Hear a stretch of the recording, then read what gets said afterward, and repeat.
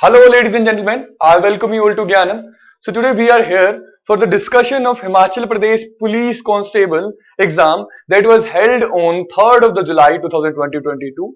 So in this session, we will be discussing each and every question from the GK section as well as from the current affairs section. तो एक एक करके question शुरू करते हैं. I will try to explain and elaborate each and every question, right? साथ साथ में ताकि अगर आने वाले एग्जाम्स में कोई और इस तरीके का आपको एग्जाम है तो उसमें भी आपको इन क्वेश्चंस के थ्रू कॉन्सेप्ट पता चल जाए और आप आसानी से क्वेश्चंस को हैम्पर कर सके. चलिए चलते हैं फर्स्ट क्वेश्चन की तरफ. So here we are having very first question. तो पहला जो यहाँ पे क्वेश्चन है वो कहता है which of the following state ranked first in the sustainable development goals index India 2020-21 released by NITI Aayog. तो यहाँ पे हम लोगों को कुछ चीजें पता होनी चाहिए. फॉर एग्जाम्पल नीति आयोग, तो नीति आयोग को think tank of Indian government कहते हैं या फिर इंडियन स्टेट कहते हैं. ठीक है, जो भैया थिंक टैंक है दैट मींस ये पॉलिसी जितनी भी पॉलिसीज बनती है उसके पीछे इसी का हाथ रहता है. इससे पहले प्लानिंग कमीशन होता था जो हम देखते हैं कि जब मोदी सरकार जिसको हम लोग कहते हैं बीजेपी की गवर्नमेंट आती है 2014 में, तो उसके बाद एक ही साल के बाद प्लानिंग कमीशन को रिप्लेस करके नीति आयोग यहाँ पे हमारे पास आ जाता है. बात करते हैं सस्टेनेबल डेवलपमेंट गोल्स की. तो भैया ये यूएन की जितनी भी कंट्रीज हैं उनका भी हम देखते हैं कि 17 यहाँ पे टॉपिक्स हैं जिनके रिलेटेड हम देखते हैं कि वो सस्टेनेबल डेवलपमेंट की बात करते हैं. जैसे एजुकेशन आ गई, इन्फेंट मोर्टेलिटी रेट आ गया, या फिर एनवायरमेंट की बात कर लें. इस तरीके के अलग अलग 17 गोल्स हैं जिनको ध्यान में रखते हुए हम देखते हैं कि एक रिपोर्ट बनाई गई नीति आयोग के द्वारा 2020 और 21 में. ठीक है, जिसमें हम लोग देखते हैं केरला जो है, यहाँ पे क्या सही जवाब रहेगा इसका, the Kerala will be the right answer here. Kerala जो है हम देखते हैं इस रिपोर्ट में फर्स्ट रैंक पे रहता है 2020 और 21 में. चलते हैं दूसरे क्वेश्चन की तरफ. अब तो दूसरा क्वेश्चन जो हमारे पास आता है वो भैया एक यहाँ पे कोट दिया गया है. ठीक है, यहाँ पे कोट दिया गया है और हमें कहा गया है कि भैया कोट मतलब विचार. ठीक है, हम देखते हैं कुछ लाइनों को जब लिख देते हैं तो कहते हैं कि एक विचार, किसी के विचारों को कुछ लाइनों में लिख दिया तो उसको कोट कह देते हैं. ठीक है, एक कोट दिया गया है और हमें पहचानना है कि ये कोट किसका है, ये किसके विचार है. ठीक है, तो यहाँ पे भैया वो कोट जो है वो ये है इस तरीके से, on 26 January 1950 we are going to enter a life of contradictions. In politics we will have equality and in social and economic life we will have inequality. So we need to consider कि भैया ये किसका यहाँ पे coat है. ठीक है, तो अब हम यहाँ पे कुछ चीजें देखते हैं. सबसे पहली बात, इस डेट को देखेंगे तो यहीं पे आपके पास हिंट दिया हुआ था. This date was 26 January 1950. अब इस दिन क्या हुआ था, जो इंडिया का कॉन्स्टिट्यूशन है, ठीक है, वो इनेक्ट हुआ था. अडॉप्ट कब हुआ था, बन के तैयार कब हुआ था. देखो कुछ डेट्स है जो आप लोगों को यहां पे याद रखनी है. अगर मैं बात करूं तो भैया 6 दिसंबर 1946, तो भैया ये दिन पहली बार कॉन्स्टिट्यूशन असेंबली जो है वो मिलती है, बैठती है. ठीक है, डॉक्टर राजेंद्र प्रसाद को इसका प्रेसिडेंट चुना जाता है, लेकिन उनको हम देखते हैं बुखार था, इस वजह से वो आ नहीं पाते हैं. तो उनकी जगह पे जो है सचिदानंद सिन्हा जो होते हैं वो टेम्परेरी प्रेसिडेंट की तरह यहाँ पे काम करते हैं. और हमें जैसे पता है 2 साल 18 महीने 11 दिन ये तो डटा हुआ ना हम लोगों को, इतना वक्त लग जाता है कॉन्स्टिट्यूशन को बनने के लिए. बहुत गहरा प्रोसेस था. अगर आपको जानना है इसको डिटेल में तो आप हमारे लेक्चर्स के साथ जुड़ सकते हैं. ठीक है, तो भैया ये जो पूरा प्रोसेस होता है हम देखते हैं फाइनली खत्म होता है 26 नवंबर 1949 को, 26 नवंबर 1949 फाइनली जो कॉन्स्टिट्यूशन है वो बन के तैयार था, उसको अडॉप्ट कर लिया जाता है. अब हम देखते हैं 26 जनवरी को उसको इनेक्ट कर दिया जाता है और इंडिया एक गणतंत्र दैट मींस रिपब्लिक बन के सामने आता है. ठीक है, अब यहाँ पे इंडिया क्या बन चुका था, रिपब्लिक. रिपब्लिक का मतलब ऐसा देश जिसका जो फर्स्ट सिटीजन है या कह सकते हैं हेड है, लेमन लैंग्वेज में कहें तो, वो इलेक्टेड हो. ठीक है, और उसमें क्या भैया पूरा कॉन्स्टिट्यूशन लागू हो गया. तो हमारे कॉन्स्टिट्यूशन में जो फर्स्ट हमारा सिटीजन था या फिर हेड था, ठीक है, इंडिया का, नेशन का, वो कौन है, प्रेसिडेंट है. तो भैया प्रेसिडेंट इलेक्टेड है इंडिया में. ऑल्दो वो जो उसकी इलेक्शन है हम देखते हैं कि उससे भी क्वेश्चन आया ऑल्दो, ठीक है, लेकिन जो उसकी इलेक्शन है वो इनडायरेक्ट इलेक्शन है, लेकिन स्टिल इलेक्टेड है. ठीक है, तो इसीलिए हमारे पास क्या आ गया, यहाँ पे रिपब्लिक वर्ड यहाँ पे ऐड हो गया, मतलब इंडिया क्या बन गई, एक रिपब्लिक बन गई। अब ये डेट हम लोगों ने समझ ली। अब इसी डेट को एक स्टेटमेंट देते हैं एक आदमी, एक महापुरुष भी कह सकते हो, we can call him intellect, right. तो हम देखते हैं कि we are going to enter the life of contradictions. भैया कॉन्ट्रडिक्शंस की लाइफ में हम लोग एंटर करने वाले हैं, ठीक है। पॉलिटिकली तो हमने क्या दे दिया, सबको इक्वालिटी दे दी, ठीक है। पॉलिटिकली मतलब पॉलिटिकल जस्टिस हम लोगों ने सबको दे दिया, पॉलिटिकली सारों को हमने अधिकार क्या दे दिए, बराबर दे दिए। लेकिन सोशली और इकोनॉमिकली देखो, सोशली और इकोनॉमिकली हजारों थ्योरी है, ठीक है। कम्युनिज्म की थ्योरी है, सोशलिज्म की थ्योरी है कि जितनी भी हमारे पास कैपिटल है स्टेट के पास, दैट मीन्स किसी भी देश के पास या सरकार के पास जितनी कुल मिला के संपत्ति है उसको हर किसी में बराबर बांट दिया जाए, तो इसे कहते हैं इक्वालिटी इन इकोनॉमी, राइट। लेकिन ये प्रैक्टिकली पॉसिबल नहीं है, ठीक है। वैसे ही सोशल स्टेटस की बात करते हैं तो भैया जिसके पास ज्यादा रिसोर्सेज रहेंगे, ज्यादा पावर रहेंगी, वो क्या रहेगा, हमेशा पावरफुल रहेगा। तो सोसाइटी में भी इक्वालिटी मुश्किल है, ठीक है। तो हम देखते हैं इन सब बातों को ध्यान में रखते ये कोड जो था, ये डॉक्टर बी आर अम्बेडकर का कोड था, जिन्हें बाबा साहब अम्बेडकर के नाम से भी हम लोग जानते हैं, ठीक है। और उन्होंने कहा कि जितना जल्दी हो सके ये जो कॉन्ट्रोडिक्शंस है, ये जो गैप है पुअर के बीच में और रिच के बीच में, या फिर हम देखते हैं कि पावर में हम देखते हैं एलीट क्लास है और जो हम देखते हैं कि लोअर क्लास है, ठीक है, अंडर प्रिविलेज क्लास है, उनके बीच में उस गैप को हम लोग जल्दी से जल्दी खत्म कर सके, उसके हम देखते हैं रिगार्डिंग ये हमारे पास स्टेटमेंट यहाँ पे आती है। और देखो हम लोग यहाँ पे देखते हैं कि ऑप्शन नंबर बी जो था हमारे पास, Baba Saheb doctor Bhimrao Ambedkar, doctor B R Ambedkar को कई बार बाबा साहेब कह देते हैं, तो ऑप्शन में इस तरीके से तुम लोगों को मिल गया, ठीक है। तो ये था हमारे पास दूसरे क्वेश्चन का आंसर, राइट।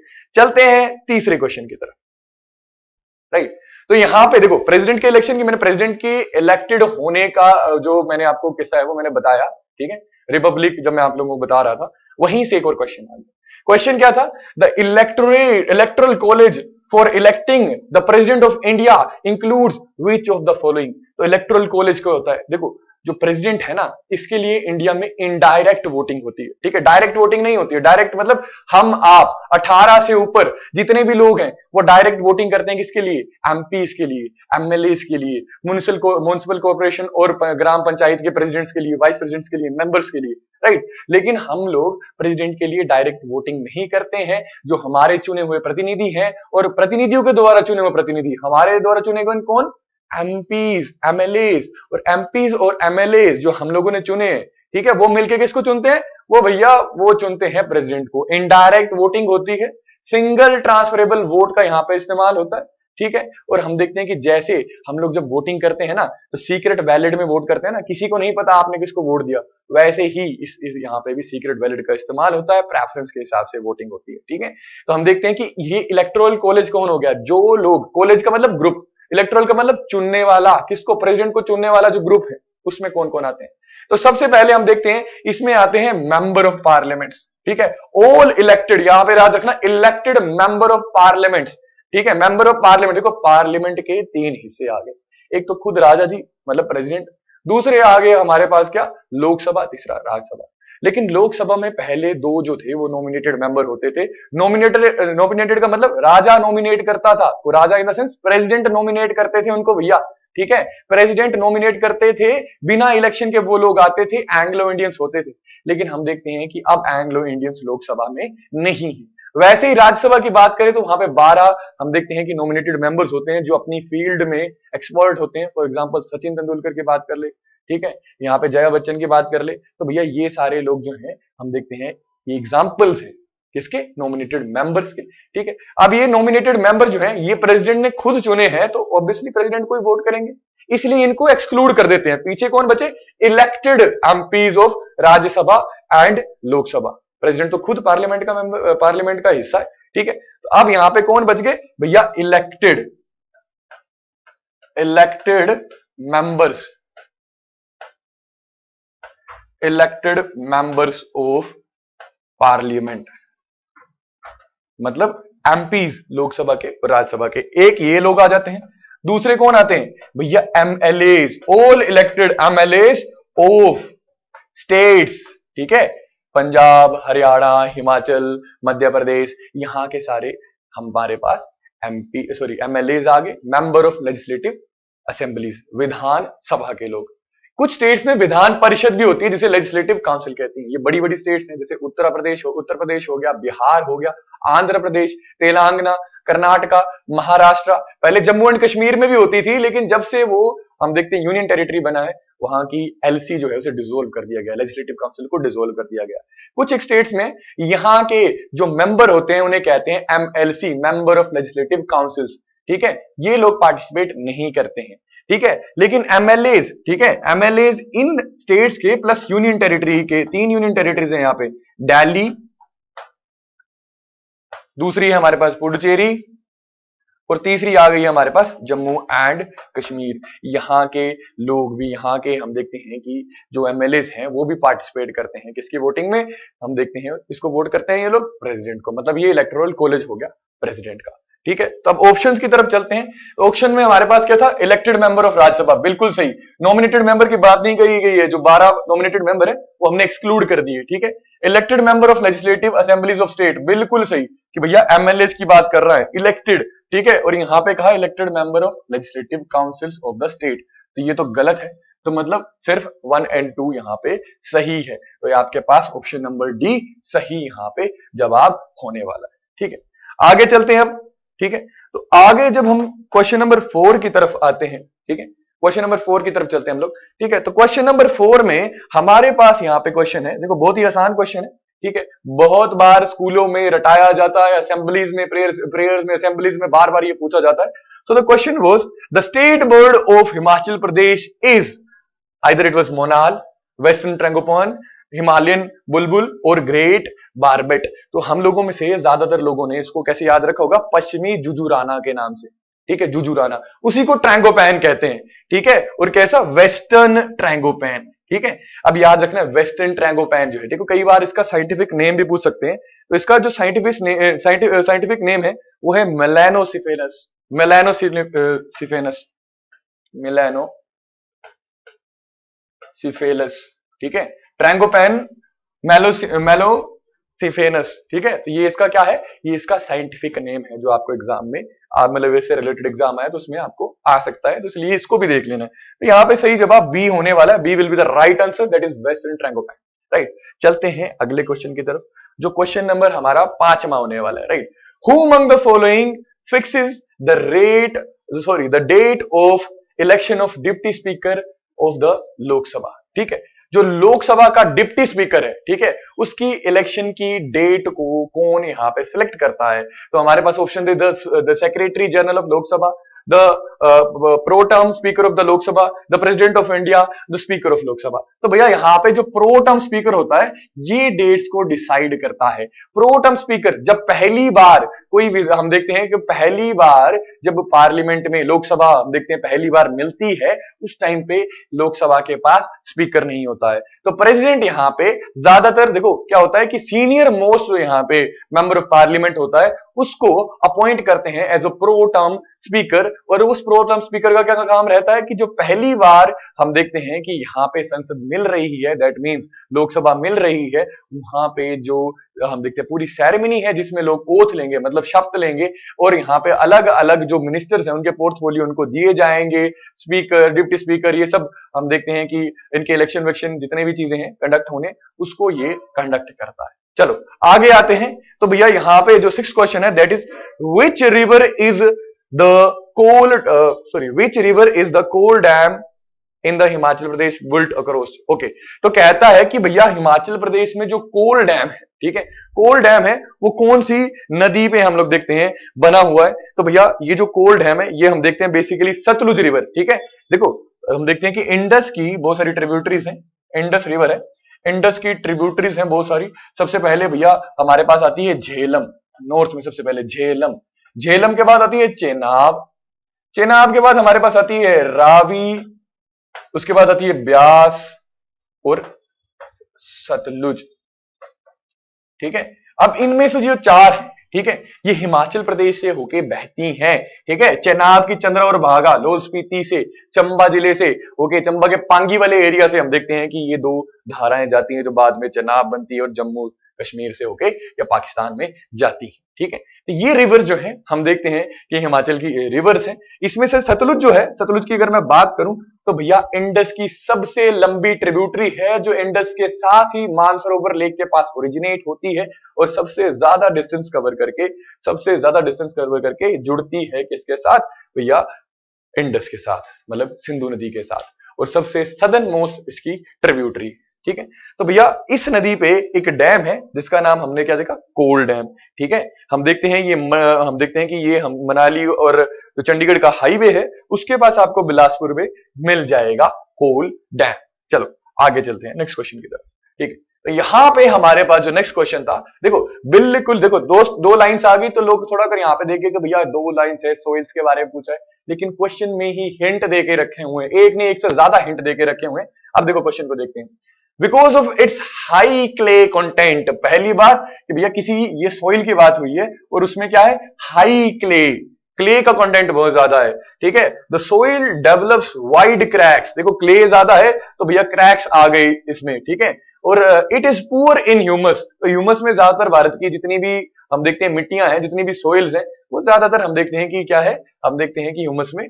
अगर हिमाचल की बात करूं, हिमाचल की जो फॉरेस्ट वाली मिट्टी है, फॉरेस्ट सोइल है, उसको छोड़ के बाकी सारी ह्यूमस में हम देखते हैं अच्छी नहीं है। ह्यूमस का मतलब होता है जो नेचर से हम देखते हैं कि पेड़ हैं, पेड़ों से पत्ते गिर गए, कुछ जीव जंतु मर गए, उनका वेस्ट हो गया, जब वो हम देखते हैं सड़ जाता है तो उससे जो पीछे प्रोडक्ट बनता है उसे कहते हैं ह्यूमस। ठीक है, तो उसके बाद हम कहते हैं कि आगे क्या कह रहा है यहाँ पे, humus yet highly moisture retentive, मतलब इसके बावजूद मॉइस्चर काफी देर तक ये कंटेन करके रखता है।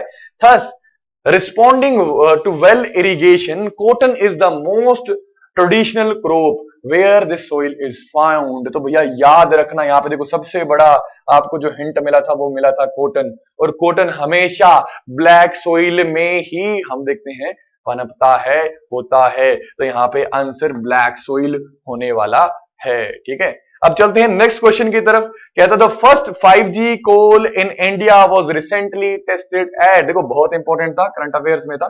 ठीक है, हम कह सकते हैं स्वदेशी टेक्नोलॉजी है ये, भारत में खुद बनी हुई, भारत का खुद डेवलप करा हुआ 5G नेटवर्क था, जो हम देखते हैं कि यहाँ पे अश्विनी वैष्णव नाम के यहाँ पे एक IIT मद्रास के आदमी थे जिन्होंने इसको भैया क्या करा, इसको टेस्ट करा था फर्स्ट टाइम। तो यहाँ पे आंसर सी यहाँ पे रहने वाला है। चलते हैं अगले क्वेश्चन की तरफ। तो कहता है dash is aim to building an extra decentralised web that puts user in the control of their data and identification. तो answer will be B 5.0 will be the right answer here. Right, अब आते हैं question 10 की तरफ। ठीक है, बहुत interesting question है ये। कहता है What is the architectural style of temple built on the edge of Prashar Lake? देखो प्राशर लेक की बात आ गई। अगर प्राशर लेक अगर तुम में से कोई गया है, ठीक है, अगर नहीं गया तो जाओ भैया, बहुत सुंदर जगह है। ठीक है, तो वहां पे जो टेम्पल है वो आपको ऐसा टेम्पल आप लोगों को दिख जाएगा। ठीक है, एक के ऊपर एक इस तरीके का आपको स्ट्रक्चर दिख जाएगा। ठीक है, ये जो स्ट्रक्चर है आप लोगों ने जापान और चाइना में काफी, देखो जापान और चाइना के टेम्पल्स इस तरीके में ज्यादा देखे होंगे। हिमाचल में प्राकृत और शिखर हम देखते हैं स्टाइल के टेम्पल्स ज्यादा होते हैं। ठीक है, लेकिन इस तरीके की भी हडिम्बा, मनाली की बात कर लूं मैं, चंबा के भरमौर की बात कर लूं मैं, या फिर कुल्लू की बात कर लूं मैं। ठीक है, तो इस तरीके के आप लोगों को बहुत सारे टेम्पल्स देखने को मिल जाएंगे। मंडी में भी इस तरीके के बहुत सारे आपको टेम्पल्स देखने को मिल जाएंगे। अब ये जो आर्ट स्टाइल था ये इंडिया में कैसे आया? हम देखते हैं चाइना और जापान से होते हुए तिब्बत पहुंचा, तिब्बत से ही हम देखते हैं नेपाल, और नेपाल के हमें पता है कि अमर सिंह थापा एंड जो गैंग थी उन्होंने काफी टाइम पीरियड के लिए हिमाचल के काफी सारे एरिया में क्या करा, रूल करा। उससे पहले भी जो हिमाचल है उसके काफी अच्छे हम देखते हैं लिंक्स थे, चाहे सिल्क रूट की बात करूं, चाहे जो भी बात करूं, नेपाल हो गया, तिब्बत हो गया, या चाइना हो गया। ठीक है, कुषाण का जो एम्पायर था वो भी चाइना, हिमाचल, पंजाब इस एरिया में हम देखते हैं रह चुका है। तो हम देखते हैं उसी वक्त में हम देखते हैं मेडाइवल और एंशिएंट के टाइम में ही, उसी वक्त में ये जो हम देखते हैं आर्ट स्टाइल है आर्किटेक्चर का, वो हम देखते हैं इंडिया के हिमाचल वाले एरिया में आया, जिसे हम पगोड़ा आर्ट स्टाइल के नाम से जानते हैं। ठीक है, तो answer will be C here. Right, चलते हैं आगे। ठीक है, अब कहता है the Cripps mission was sent by British government to visit India in the year. देखो बहुत ही आसान क्वेश्चन है। ठीक है, क्रिप्स मिशन की बात करते हैं। गांधी जी ने बहुत फेमस टर्म यहां पे इसके लिए यूज करी थी। उन्होंने कहा था it is a post dated cheque of a crashing bank, मतलब ये भैया कल की डेट का या कल से भी बाद का, आज की बाद के डेट का चेक है ऐसे बैंक का जो डूबने वाला है, क्रैश होने वाला है, तो हमें नहीं चाहिए और इसे वापस ले लिया जाता है, ये फेल हो जाता है। ठीक है, अब हम देखते हैं इसकी थोड़ा का बैकग्राउंड देख लेते हैं। तो होता यूं है कि 1934 में M N Roy first time constitution assembly की मांग करते हैं। वो कहते हैं कि इंडिया के लोग अपने लिए कॉन्स्टिट्यूशन खुद बना सकते हैं। नेहरू रिपोर्ट भी आ चुकी थी 1928 में। 1929 में हम देखते हैं कि लाहौर सेशन में पूर्ण स्वराज पास कर देते हैं।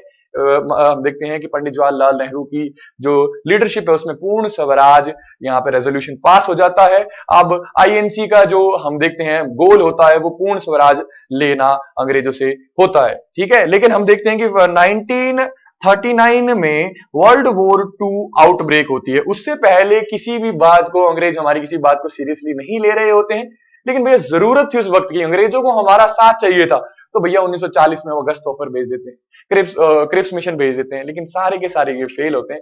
ठीक है, तो क्रिप्स मिशन भी हम देखते हैं फेल होता है, जबकि क्रिप्स मिशन की डेट देखें तो 1942 में ये आया था। और इसी से नाखुश होकर हम देखते हैं गांधी जी यहाँ पे क्विट इंडिया मूवमेंट शुरू कर देते हैं, जिसमें हम देखते हैं कि यहाँ पे डू एंड डाइड का जो करो और मरो का जो नारा है वो गांधी जी यहाँ पे देते हैं। ठीक है, चलो भाई अब चलते हैं अगले क्वेश्चन की तरफ। ठीक है, अब यहां पे बात करते हैं नेक्स्ट क्वेश्चन की तरफ। ये भी बहुत न्यूज में था, बहुत फेमस एक जजमेंट है। कहता है विच provision of law did the Navtej Singh Johar versus union of India case of the supreme court deals with.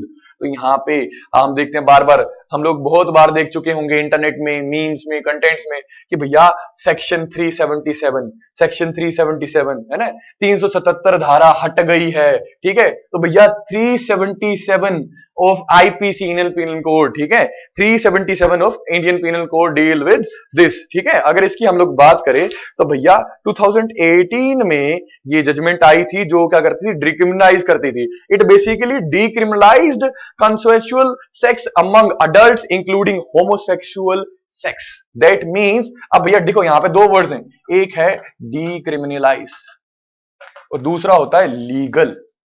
ठीक है, डिक्रिमिनलाइज का मतलब इसको क्राइम की कैटेगरी से बाहर निकाल दिया, लेकिन लीगल मतलब उसके लिए कोई प्रोसीजर एस्टैब्लिश नहीं करा गया। दैट मींस होमोसेक्सुअल जो लोग हैं एलजीबीटीक्यू, ठीक है, वो इंडिया में एग्जिस्ट कर सकते हैं अब इंडिया में। ठीक है, अगर वो साथ रह रहे हैं तो वो अब क्राइम नहीं होगा। लेकिन लेट अस सपोज वो आपस में शादी कर लेते हैं तो भैया उसको लीगलाइज नहीं माना जाएगा, उनकी शादी की रजिस्ट्री भी नहीं करी जाएगी। राइट, सो ये था सेक्शन 377 ऑफ आईपीसी।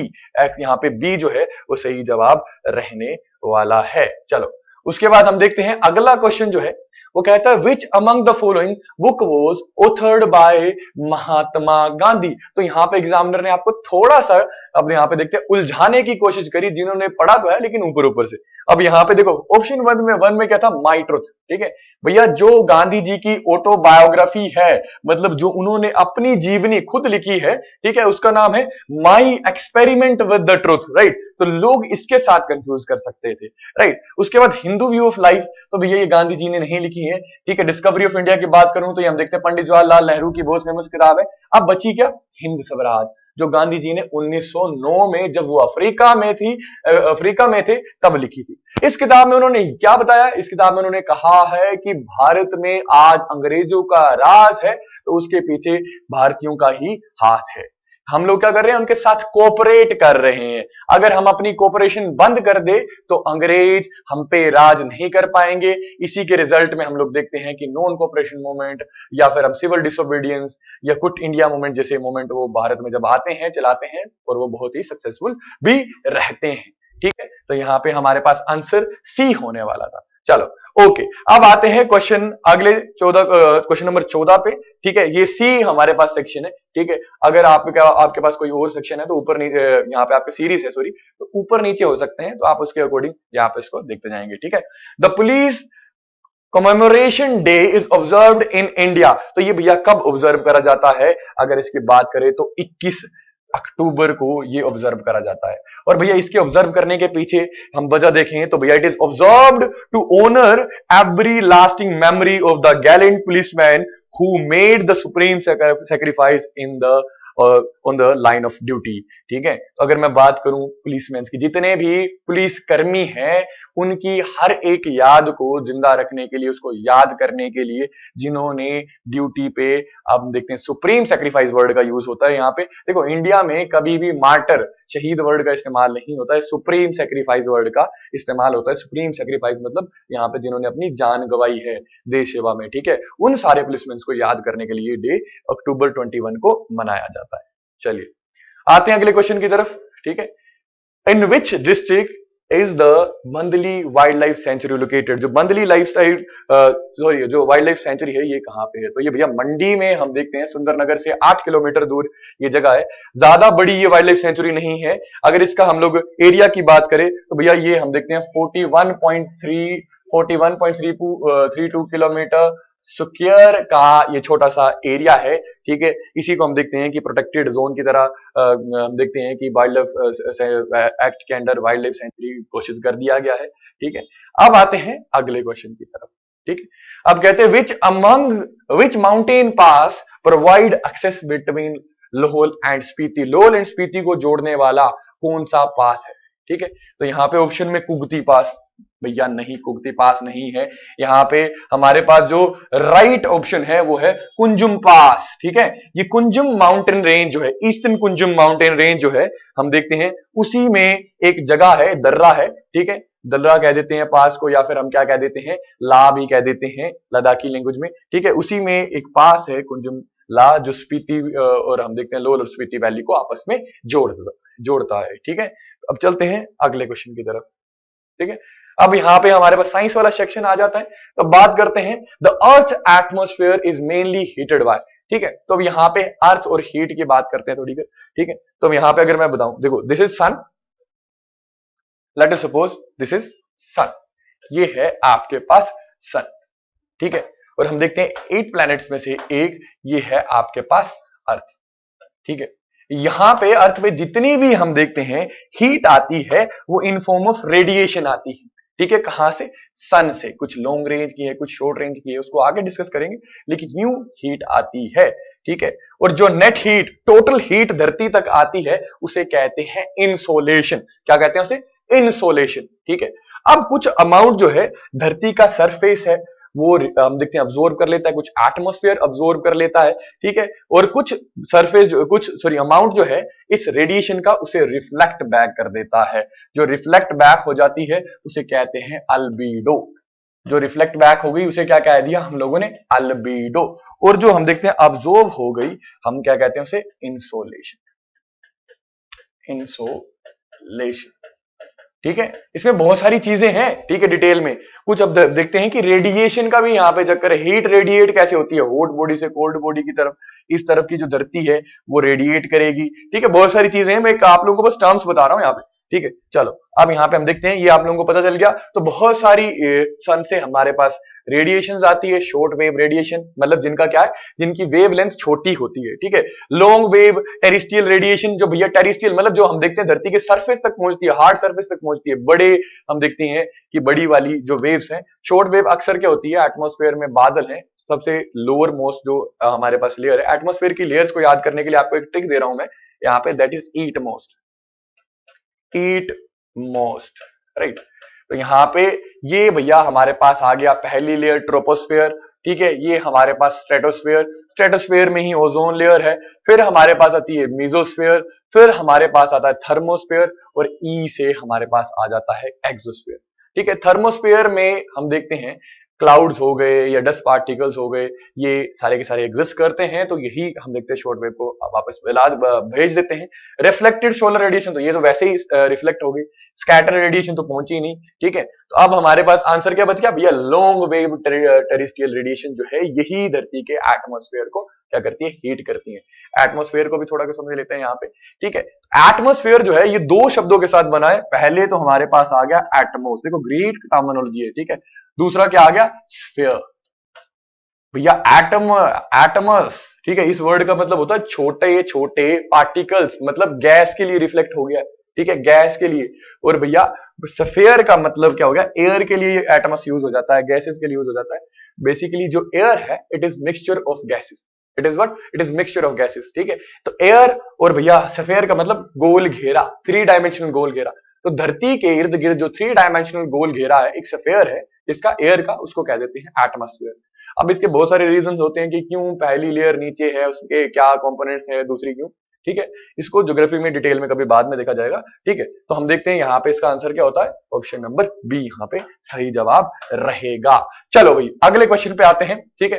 कहता है how are the evergreen plants with woody stems having naked seed classified, ठीक है। तो यहाँ पे हमारे पास देखो, यहीं पे हम लोगों को क्या दे दिया, यहाँ पे ऑप्शंस में देखो, क्वेश्चन में कितने सारे हिंट दे दिए। पहली बात सीधा बात कर इसने नेक्ड सीड की, ठीक है। दूसरी बात करती एवरग्रीन प्लांट्स की, वुडी स्टेम की, ठीक है। जो हिमाचल के लोग हैं उनको पहले ही सबसे पहले क्या याद आएगा, यहाँ पे चील का पेड़, ठीक है, देवदार का पेड़, चील और देवदार का पेड़ के यहाँ पे याद आ जानी चाहिए इसको देखते हुए, ठीक है। एवरग्रीन हमेशा हरे रहते हैं, ठीक है। अब यहाँ पे बात करते हैं देखो एंजियोस्पर्म्स की। तो एंजियोस्पर्म्स और जिम्नोस्पर्म ही ऐसे हैं जिनके पास सीड्स होते हैं। ब्राइडोफाइट और टेरिडोफाइट हम देखते हैं किसी और क्लासिफिकेशन में आ जाते हैं। एंजियोस्पर्म जिम्नोस्पर्म दोनों के पास हम देखते हैं सीड्स होते हैं। सीड्स का मतलब यहाँ पे स्पर्म। एंजियोस्पर्म जो होते हैं इनमें जो सीड होता है वो ढका हुआ होता है, ठीक है। एक कोटिंग से ढका हुआ होता है, फ्रूट से ढका हुआ होता है या फिर फ्लावर से ढका हुआ होता है जो सीड होता है, ठीक है। और हमें अब देखो जो एंजियोस्पर्म्स हैं इसको भैया फ्लावर बियरिंग प्लांट्स भी कहते हैं जिनके ऊपर फूल होते हैं। लेकिन जिम्नोस्पर्म्स इनके ऊपर फ्लावर्स नहीं होते हैं, इनके सीड जो होते हैं वो ओपन होते हैं। चील के आगे तुम लोगों ने देखा होगा, ठीक है, यूं करके एक हम देखते हैं, यूं पाइन का आगे पूरा का पूरा आपको यूं मिल जाएगा, एक शेप मिल जाएगी, ठीक है, यूं यूं मिल जाता है आपको, ठीक है, यूं मिल जाएगा, ठीक है। तो हम देखते हैं ये ओपन होता है, कोई फ्लावर नहीं होता है, ठीक है। तो इसीलिए हम देखते हैं इसका आंसर जिम्नोस्पर्म यहाँ पे होने वाला है। चलो अगला क्वेश्चन, यहाँ पे कंफ्यूज नहीं होना, बहुत सारे लोगों ने आपको सेल वॉल इसका सेल मेम्ब्रेन आंसर बताया होगा, लेकिन इस क्वेश्चन को ध्यान से देखते हैं। सेल मेम्ब्रेन इसका आंसर नहीं है, मैं पहले ही बता रहा हूं, ठीक है। Which of the following organelle is not found in animal cell, animal cell में इनमें से कौन सी ऑर्गेनली नहीं होती है। तो देखो ये क्वेश्चन में बहुत से लोगों को कंफ्यूजन आ रही थी, इसलिए मैं डिटेल में बता रहा हूं इसको, ठीक है। लाइबोसोम्स, ठीक है, यहाँ पे लाइबोसोम्स की बात हुई है, मतलब सुसाइडल बैग्स की तरह ये काम करते हैं, इनको suicidal bag of the cell भी कहते हैं। एनिमल सेल में भी होते हैं, प्लांट सेल में भी होते हैं, ठीक है। एनिमल सेल में भी देखो, पहले तो अगर सेल को क्लासिफाई करें तो बहुत सारी कैटेगरीज हैं, लेकिन जो मोस्ट प्रेवलेंट है वो कौन सी है भैया, हम देखते हैं कि यहाँ पे कौन सी, कि भैया कि पिरामिड, हमारे पास पिरामिड टाइप के सेल आ जाते हैं और एडवांस टाइप के सेल आ जाते हैं। यूकैरियोटिक और प्रोकैरियोटिक कहते हैं। तो यूकैरियोटिक सेल जो होते हैं उन्हें एडवांस लेवल के सेल कहते हैं। उसी में से आगे यूकैरियोटिक के दो टाइप होते हैं, plant cell, animal cell. Plant cell से प्लांट जितने भी पेड़ पौधे हैं, ठीक है, ये जितने भी हमने जिम्नोस्पर्म, एंजियोस्पर्म, ब्राइडोफाइटा, टेरिडोफाइटा, ठीक है, ये जितनी भी चीजें देखी वो सब बने हैं।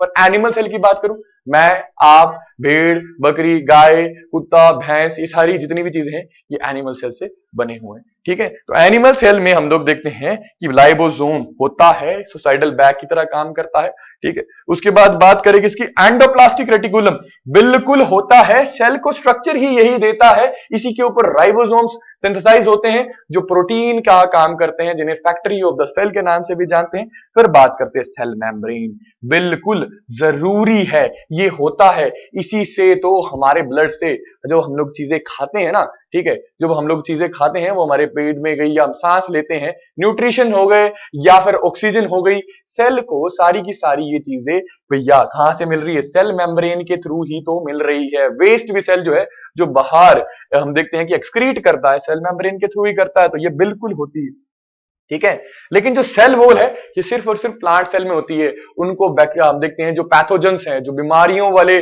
बैक्टीरियाज हैं, या जो हम देखते हैं कि पैरासाइट्स हैं, उनसे बचाने के लिए, ठीक है। हार्ड शेल, ठीक है, हार्ड होते हैं ना जितने भी हम देखते हैं, आपने देखा होगा पेड़ पौधे, तो उनके लिए भी उनमें सेल वॉल होती है, हमारे अंदर नहीं होते। तो आंसर क्या होने वाला है, B, B will be the right answer here. चलो आगे चलते हैं, चलो। The star twinkle in the night because, भैया कहता है जो रात में तारे ट्विंकल करते हैं, बचपन में सारों ने पॉइंट सुनी होगी, ट्विंकल ट्विंकल लिटिल स्टार, ठीक है, दैट मींस तारे करते हैं रात को ट्विंकल करते हैं, ट्विंकलिंग करते हैं, ठीक है। तो भैया वो ट्विंकल क्यों करते हैं, तो भैया यहाँ पे yes, option D will the right answer. अब ये क्या है, the refractive index of the air in the atmosphere fluctuate. अब रिफ्रैक्टिव इंडेक्स क्या होता है, अगर देखो रिफ्रैक्टिव इंडेक्स का मतलब होता है, देखो दो अगर हमारे पास मीडियम आ गए, देखो लाइट की बात करता हूं, ठीक है। तो लाइट को जब मैं क्या करूं, अगर मैं खाली जगह से भेजूं, तो देखो, तो लाइट भी हमारे इंसानों की तरह, इसका एग्जांपल ले लो, लेमन लैंग्वेज में मैं आप लोगों को बता रहा हूं। अगर मैं खाली, बिल्कुल खाली स्पेस से जाऊं तो सीधा चला जाऊंगा, जल्दी मैं क्या कर लूंगा, डिस्टेंस अपना कवर कर लूंगा। और जो मेरा रास्ता है उसमें 4 5 6 लोग आगे, कुछ सामान रखा हुआ है, ठीक है, तो मुझे थोड़ी दिक्कत होगी। वही सामान मैं ज्यादा कर दूं तो और ज्यादा दिक्कत होगी, ठीक है। तो जिस रास्ते से मैं ट्रैवल कर रहा था ना, उसे एक साइंटिफिक टर्म में कहते हैं मीडियम। तो भैया लाइट किस मीडियम पे से ट्रेवल कर रही है, ठीक है, वो मीडियम उसकी स्पीड को डिसाइड करता है। वैक्यूम में ही हम देखते हैं सबसे फास्ट ट्रेवल करते हैं, वैक्यूम में लाइट की स्पीड होती है 2.99 इंटू 10⁸ मीटर पर सेकेंड।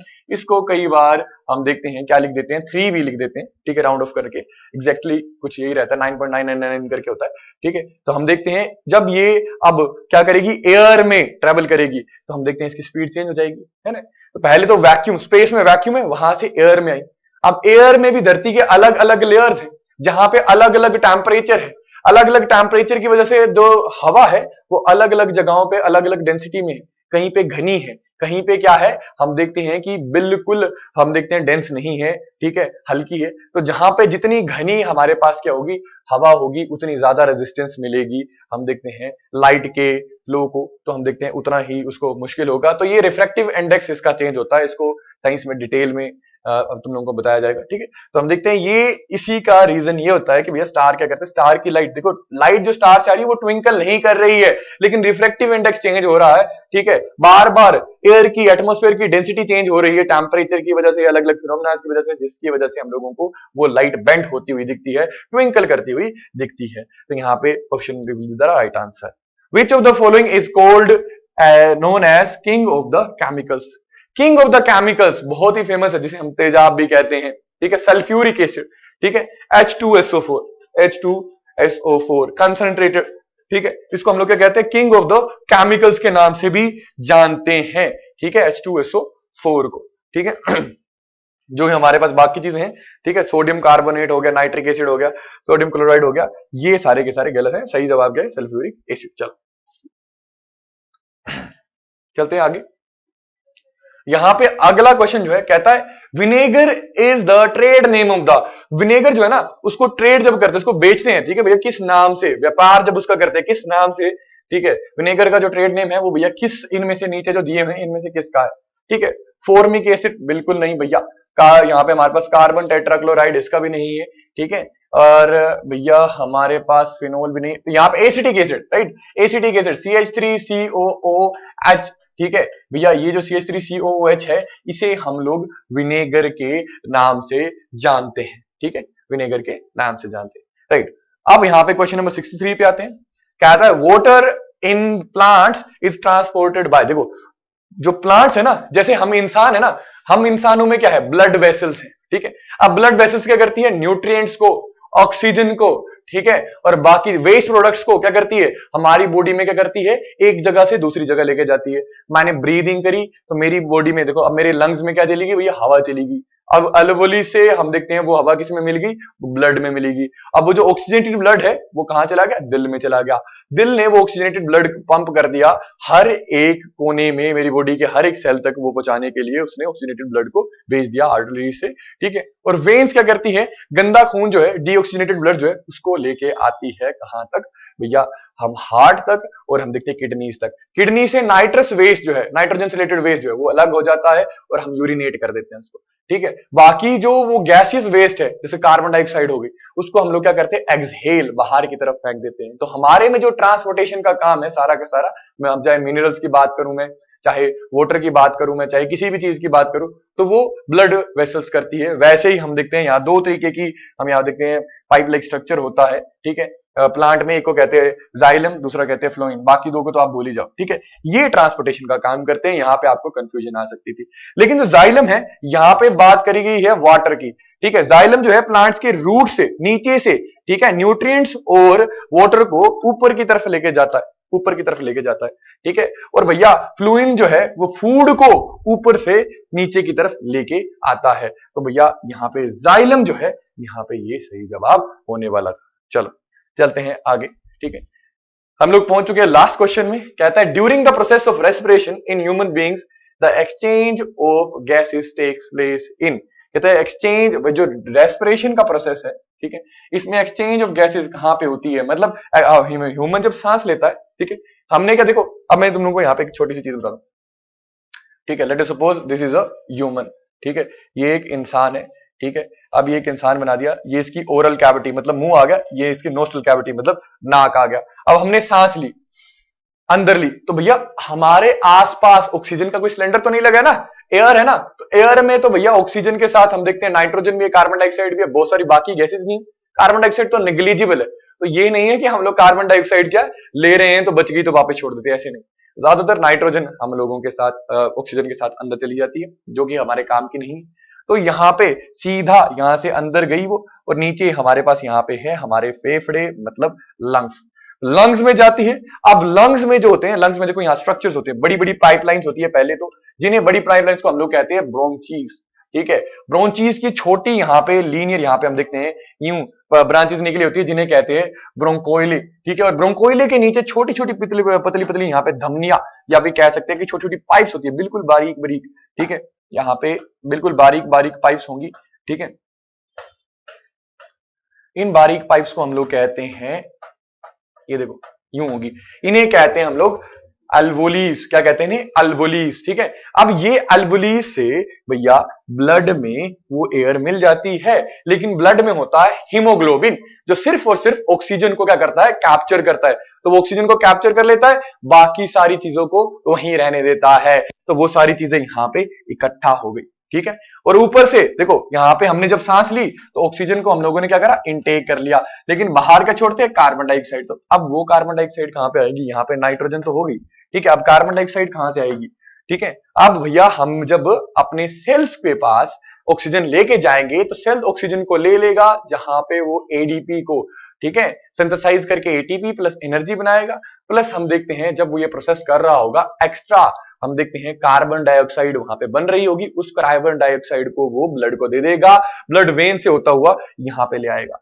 वो कार्बन डाइऑक्साइड बाहर भी आनी है, तो ये नाइट्रोजन और ये कार्बन डाइऑक्साइड अब यहाँ पे एल्वेली से होते हुए वापस आती है और हम उसको एक्सहेल कर देते हैं, तो मतलब कार्बन डाइऑक्साइड का और ऑक्सीजन का जो हम देखते हैं चेंज होता है बॉडी में, वो कौन से लेवल, वो कहां पे होता है, एल्वोलीज में, तो यहाँ पे सही आंसर क्या आने वाला था, A will be the right answer here, ठीक है, सो ये थे हम लोगों के questions, I hope you people have enjoyed it, आप लोगों को मजा आया होगा, अब अगला जो सेक्शन है वो आपको यहाँ पे मिल जाएगा, ठीक है, इसी के साथ लेते हैं अलविदा, मिलेंगे अगले लेक्चर में, तब तक के लिए जय हिंद जय Bharat. Hello everyone, welcome to this session by Gyan. I am Piyush Sardana, your budding English language teacher. Guys, HP police constable का जो एग्जाम कल हुआ है यानी 3 जुलाई को हुआ है, ये उसके सॉल्यूशंस के रिगार्डिंग वीडियो है। So we got a paper somehow, किसी स्टूडेंट ने सेंड किया हमें, right, and we have converted the PPT accordingly so that कहीं गलती से भी टाइपिंग एरर ना हो, बाई चांस कहीं एग्जाम में मिस्टेक होती है कहीं हम वो करेक्ट कर दे या फिर vice versa, right. So without wasting much time, let us start it out. एक बार चेक करते हैं। Choose the word most appropriate meaning of the following idioms. 40 wings. 40 wings का मतलब होता है एक जो छोटा सा नैप लेते हैं ना, स्मॉल नैप जिसको बोला जाता है, सोने का है ना, that is called 40 wings. Moving on, raise some heckles. कुछ heckles को raise करना. To do a great task. To annoy, to make someone happy, to empathize with others. इसका मतलब होता है किसी को इरिटेट करना, तंग कर दिया, इरिटेट कर दिया, annoy कर दिया, is called raise some heckles. Throw in the towel का मतलब होता है quit कर देना, to give up, to quit, और in short form आप quit की बात कीजिएगा तो उसका मतलब हो जाएगा इस पर्सन ने quit कर दिया है। Moving on further, choose the most appropriate synonym of the following words. Synonym का मतलब होता है, लिख देते हैं आपके लिए,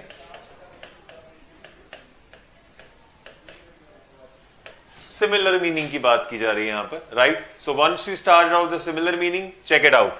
शॉक्ड, शॉक्ड को आपको सिनोनिम बताना है, पेसिफाइड, फैसिनेटेड, इंपेडेड या अपॉल्ड। इट इज अपेल्ड, यहां पे आंसर आ जाएगा। और ये एक्चुअली का मतलब क्या होता है, आप हैरान हो गए, शॉक हो गए, मतलब जिसके ना गंभीर रूप से एकदम से हिल गए, हक्के बक्के रह जाना। Next is didactic. डिडैक्टिक का मतलब हो जाएगा समथिंग विच इज एनलाइटनिंग, जो आपको बहुत कुछ सिखाता है, बहुत लाइट थ्रो करता है उस पर, काफी कुछ सीखने को मिलता है, is called डायडेक्टिक।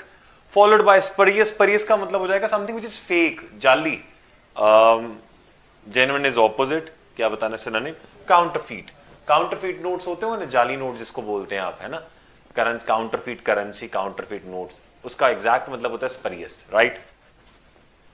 Followed by choose the most appropriate antonyms of the following word. Antonym बताने the word is, अब देखो पेंडमोनियम, पेंडमोनियम का ऑपोजिट होता है पीस। इट इज लाइक जहां हार्मनी बहुत ज्यादा डिस्टर्ब हो जाती है, इज कॉल्ड पेंडमोनियम। उसका ऑपोजिट हो जाएगा something that gives you a proper piece. Modesty का ऑपोजिट हो जाएगा ग्रैंडर। मोडेस्टी इज जिसको आप एग्जैक्टली अपने थ्रू मॉडेस्ट, जैसे हम कहते हैं ना ये पर्सन बड़ा मॉडेस्ट है, बड़ा काइंड हार्टेड है और ये बिल्कुल एप्रोप्रिएट वे से चलता आ रहा है, उसका opposite grandeur.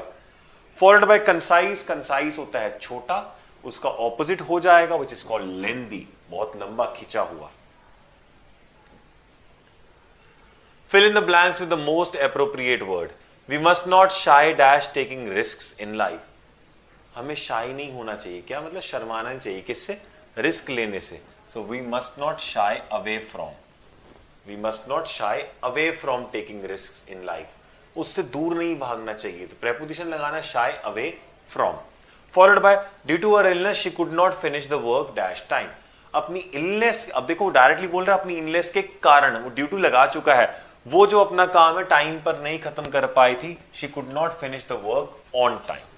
The police was, police के साथ वॉज नहीं लगता है एचपी पुलिस वालों it is the police were आएगा यहां पर। The police were directed to, अब बिजनेस डीलिंग्स में देखना, छानबीन करना, इन्वेस्टिगेट करना is called look into. Despite the injuries, despite is बावजूद, इंजरीज के बावजूद भी नीरज ने मैनेज कर लिया कि वो गोल्ड मेडल जीत लाए टूर्नामेंट में। So Neeraj manage to pull off the, to pull off is something जो एक तरह से विक्ट्री के तौर पर कहते हैं ना भी, ये तो जैसे तैसे करके कर ही दिया। पुल ऑफ का मतलब आखिरकार ये काम हो ही गया। इसका क्या करना है, sentence in active passive voice. I remember my sister taking me to the museum. My sister यहां पे आ जाएगा बीइंग टेकन, बीइंग टेकन ये रहा, ये कट गया, ये कट गया। I remember being taken to the museum, not myself, myself कहां से आ गया, सेल्फ वर्ड लगा था। You not allowed to add extra words into active passive voice. There we go. Select the appropriate option to change the sentence from direct. अच्छा, speech आ गया है ना, reported speech. I asked my sister if she had returned. Had returned कब होता है, जब past indefinite में होता है या present perfect में होता है। तो present perfect वाला भी जा सकता है, जैसे ये है have वाला, और ये भी जा सकता है have you returned the mobile phone, ये भी जा सकता है, और I asked my।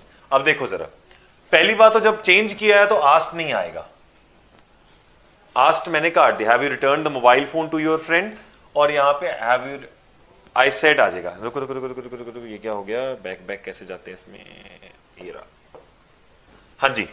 तो कहता आस्ट वाले तो पहले आप काट दो, ये दोनों काट दिए मैंने। I said to my sister have you return the mobile phone to your friend. जब उसने कन्वर्ट किया टू हर फ्रेंड आया, तो यानी कि योर तो आना ही आना चाहिए। अब देखो जरा, ये भी योर फ्रेंड, ये भी योर फ्रेंड, लेकिन मैं आस्ट वाला रख नहीं सकता, ठीक है, तो ये काट दिया। पर अगर मैं ऐसा लिखता हूं I said to my sister have you return the mobile phone to my friend. अब देखो माई फ्रेंड का क्या बन जाएगा, देखो मैंने अपनी सिस्टर को बोला, मैंने अपनी सिस्टर को बोला। थोड़ा सा इजी करता हूं आपके लिए, ये आई है, ये सिस्टर है, आई अपने आप को आई बोलेगा और सिस्टर को यू बोलेगा, है ना। आई अपने आप को आई बोलेगा और सिस्टर को यू बोलेगा। अब देखिए जब बाहर से बात सुनेंगे तो आपको पता लगेगा यार आई का तो आई ही रह जाएगा, आई का तो आई ही रह जाएगा और इसका शी में कन्वर्ट हो जाएगा। अब देखिए जरा, आपके पास यहां माई फ्रेंड है तो माई फ्रेंड का बन जाएगा हर फ्रेंड, है ना। अब देखो माई फ्रेंड का मतलब क्या हो जाएगा, हर फ्रेंड। पर बात पता है क्या होती है, सर माई फ्रेंड का हर फ्रेंड कैसे हो सकता है, बिकॉज आई की टर्म्स तो आई में रह रही है, तो चाह कर भी ये आंसर नहीं है और ये आंसर नहीं है, आएगा तो योर फ्रेंड।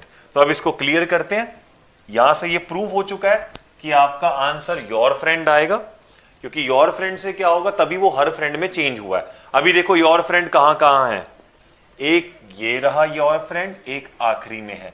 अब देखिए मैं ए ऑप्शन जमा ही गलत कर रहा हूं, उसका रीजन पता है क्या है, उसका रीजन ये है यहां रिटर्न्ड नहीं है। तो I asked my sister if she had return the mobile phone to her friend. अब देखो यहां से एक चीज तो प्रूव होती है कि आंसर तो ये आ गया, लेकिन एचपी पुलिस वाले थोड़ी सी गलती और कर गए यार। आंसर बी बनता ए बनता था, साथ में यहां पर रिटर्न होना चाहिए था, बिकॉज सेट टू का आस्ट में कन्वर्ट होता है, आस्ट का ऑलरेडी आस्ट में रखा है। बट चलो we have to choose the best option out. So I was just proving it logically कि इसमें दो गलतियां थी एग्जाम में basically. Where will you be tomorrow, she said in case I have to call you. Have बन जाएगा had में। पहले देखते हैड कहां कहां है, ये रहा, ये रहा, तो ये काट दीजिए, ये काट दीजिए, आंसर तो बी आ गया। अच्छा विल का बनेगा वुड। देखिए तो वुड कहां कहां है, वुड यहां है, अगले में विल है। Answer she asked where he would be the next day in case she had to call him. हाँ, there we go with this. I hope you enjoyed this. Thank you, take care, enjoy. Hello everybody, welcome to Gyanam. हाँ जी, paper हुआ था HP police constable का 3 जुलाई 2022 को। हम देखते हैं हिंदी के पेपर में क्या क्या क्वेश्चन आए और उनके क्या क्या आंसर हैं। सबसे पहले विषवर्ती बनाना कठिन हो, जिसे विषवर्ती बनाना कठिन हो, क्या बोलोगे, क्या आंसर है उसका? सी। ठीक है। जो किसी पर अभियोग लाता हो, जो किसी पर अभियोग लाता हो, दैट इज वादी। तैरने की इच्छा, दैट इज डी ऑप्शन। हाँ जी, सांझ और रात के बीच का समय, सांझ और रात के बीच का समय, दैट इज गोधूली। नेक्स्ट, जिसका विभाजन ना किया जा सके, जिसका विभाजन ना किया जा सके, दैट इज बी, अविभाज्य। जहां पहुंचना कठिन हो, जहां पहुंचना कठिन हो, दैट इज दुर्गम। विनय पूर्वक किया गया हट है, विनय पूर्वक किया गया हट है आग्रह। मन को लुभाने वाली वस्तु, क्या बोलोगे? मन को लुभाने वाली वस्तु, दैट इज मनोहर। जिसका अनुभव किया गया हो, जिसका अनुभव किया गया हो, अनुभूत। नेक्स्ट, 3 माह में एक बार होने वाला, 3 माह में एक बार होने वाला त्रैमासिक। भाषा का प्रयोग 2 रूपों में किया जा सकता है, एक तो सामान्य जिससे लोक में डैश होता है, तथा दूसरा साहित्य रचना के लिए जिसमें प्राय डैश भाषा का प्रयोग किया जाता है। क्या बोलोगे? विनिमय और काव्यात्मक, काव्यात्मक। चादर के बाहर पैर पसारना, मुहावरे का अर्थ क्षमा मांगना, परामर्श देना, क्षमता से अधिक व्यय करना, मतलब क्षमता से अधिक खर्चा करना। चादर से बाहर पैर पसारने का अर्थ। इंटरनेट विज्ञान एवं प्रयोगिक की, हाँ जी, श्रेष्ठतम सौगातों में से एक है, लेकिन डैश यह है कि जैसे जैसे इंटरनेट हमारे जीवन को सुगम व गतिशील बना रहा है, वैसे वैसे इससे जुड़े खतरों की डैश भी बढ़ती जा रही है। खतरों की संख्या बढ़ेगी, है ना? तो आंसर बी ऑप्शन वाला आना चाहिए। नहीं, आशंका बढ़ेगी, दैट इज सी। ये गलती कर लेते हैं हम। आगे, आकाश से बातें करना मतलब बहुत तेज भागना, है ना? 46, आकाश से बातें करना, बहुत ऊंचा होना। निम्नलिखित शब्दों में से कौन सा कांति का पर्यायवाची नहीं है? 47, ए ऑप्शन। निम्नलिखित शब्दों में से कौन सा अग्नि का पर्यायवाची नहीं है? अग्नि का पर्यायवाची जलज नहीं है। जलज जल से रिलेटेड होता है। ठीक है जी। हाँ जी, इसी तरीके से अपनी तैयारी करते रहो। All the very best. Thank you.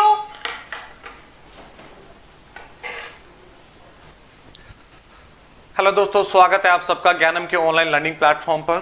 और आज की क्लास में हम जो डिस्कस करने वाले हैं, जैसे कि आप सबको पता है आपका एचपी पुलिस कांस्टेबल का एग्जाम हुआ था, ठीक है। तो आज की इस क्लास में हम उसमें जो क्वेश्चंस आए हैं उनकी सिर्फ आंसर की नहीं, हम विद सॉल्यूशन बात करेंगे, ताकि आप देख सके कि आपने जो कंसेप्ट किया था, जो क्वेश्चन किया था, वो सही है गलत है। सिर्फ आंसर की नहीं, डिटेल सॉल्यूशन आपको यहाँ मिलने वाला है, ठीक है। हम सिर्फ आंसर की आपको नहीं देंगे, डिटेल सॉल्यूशन के साथ आपको देंगे, ताकि अगर कोई क्वेश्चन कहीं मिस्टेक हुआ है तो आपको पता चल सके कहाँ मिस्टेक हुई है और इन फ्यूचर आप वो मिस्टेक ना रिपीट हो करें, ठीक है। चलिए तो स्टार्ट करते हैं, मैथ का सेक्शन स्टार्ट करते हैं। मैथ का सेक्शन में आप लोगों के साथ डिस्कस करने वाला हूं यहाँ। तो देखिए फर्स्ट क्वेश्चन क्या था, how many times does the digit 6 appear while writing integer from 400 to 900, ठीक है। 400 से 900 के बीच में 6 कितने टाइम आता है ये हमें बताना था, कि 6 कितने टाइम आएगा ये हमें बताना था, ठीक है।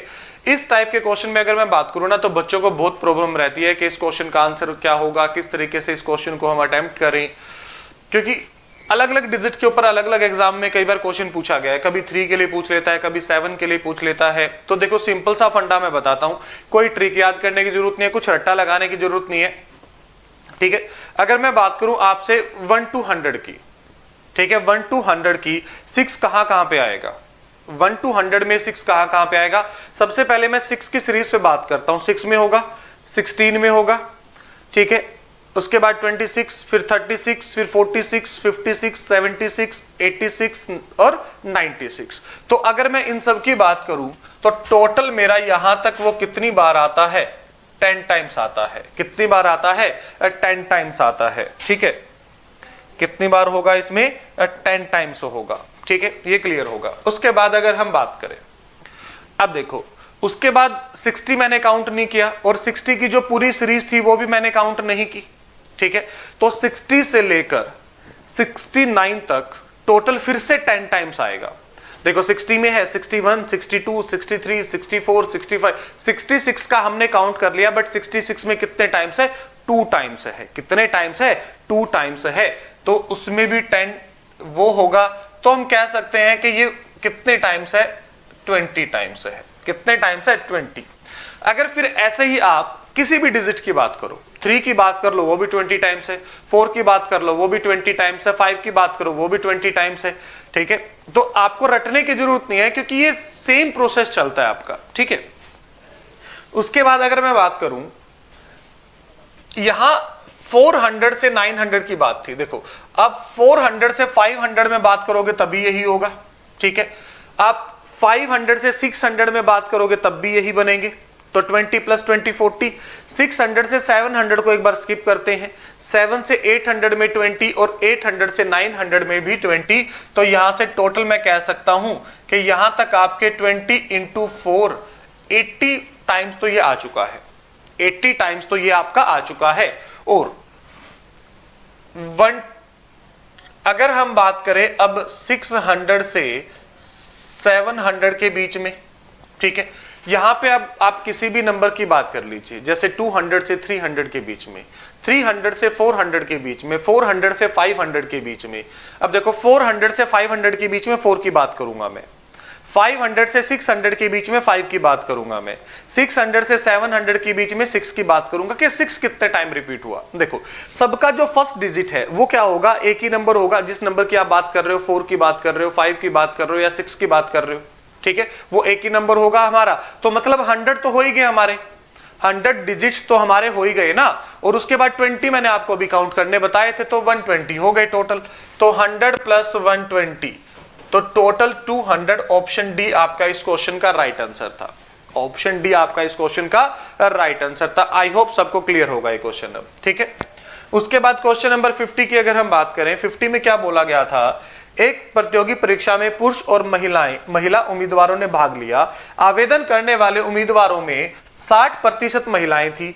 अब मेरे भाई ये बताओ, अगर 60% महिलाएं थी तो आपके पुरुष कितने होंगे, आपके पुरुष वहां होंगे 40%।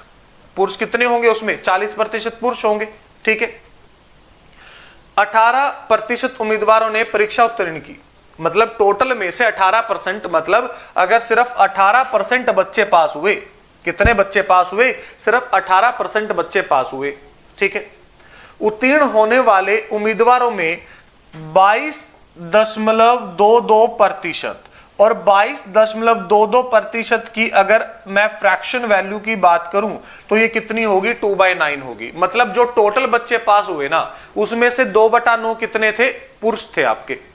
तो अगर 18 टोटल पास हुए 100 में से, तो अगर मैं कैलकुलेट करूं तो इसको 2 पे काट देगा, तो मतलब सिर्फ 4 ही पुरुष पास हुए, सिर्फ 4 ही पुरुष पास हुए। अगर 4 पुरुष पास हुए तो महिलाएं कितनी पास हुई? तो आप कहेंगे कि जी टोटल 18 पास हुए थे, 18 में से 4 पुरुष हैं, तो महिलाएं कितनी है? 14 है। तो महिलाएं कितनी पास हुई? महिलाएं आपकी 14 पास हुई, ठीक है। और महिलाएं टोटल थी कितनी हमारी? महिलाएं थी कितनी हमारी? टोटल 60। टोटल कितने थे? 60 × 100, ठीक है। तो उसने क्या पूछा था हमसे? कितने प्रतिशत महिला उत्तीर्ण नहीं हुई? सॉरी, उल्टा क्वेश्चन पूछा है इसने, उल्टा क्वेश्चन पूछा है हमसे। उसने पूछा कि कितने उत्तीर्ण नहीं हुए। अब ये बताओ, अगर 14 पास हुई हैं 60 में से, तो फेल कितनी हुई? मतलब 46 फेल हुई हैं। 60 × 100, तो 0 से 0 कैंसिल। अब देखो, अगर 46 को आप 6 से डिवाइड करोगे, 6 7 42, तो मतलब 70 से ऊपर जाएगा। तो ऑप्शन ए आपका क्या होगा? इस क्वेश्चन का राइट आंसर होगा ऑप्शन ए। कैलकुलेट करने की जरूरत नहीं थी, ऑप्शन से हेल्प मिल गई थी। इसके बाद सिंपल सा क्वेश्चन था, बिल्कुल क्वेश्चन आसान था, अगर आप स्टेटमेंट को अच्छे से फॉलो करते हैं तो। आई होप सबको क्लियर होगा। उसके बाद बढ़ते हैं नेक्स्ट क्वेश्चन की तरफ, ठीक है।